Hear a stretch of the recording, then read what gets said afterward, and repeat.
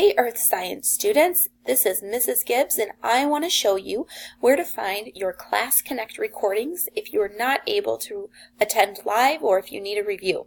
So remember, you have to attend at least one Class Connect per subject per week and complete the exit ticket to count for your attendance.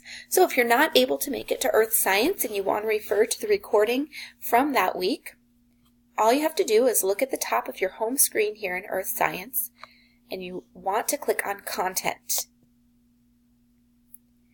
And as we click on Content, over on the left side, you're going to see your table of contents, your course materials, all of the modules for Earth Science this semester, and right underneath course materials is Class Connect recordings.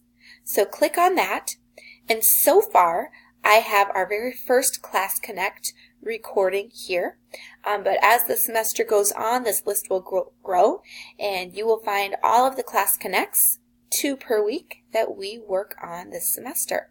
So that's it. If you need to find your recordings, they're right here in Content.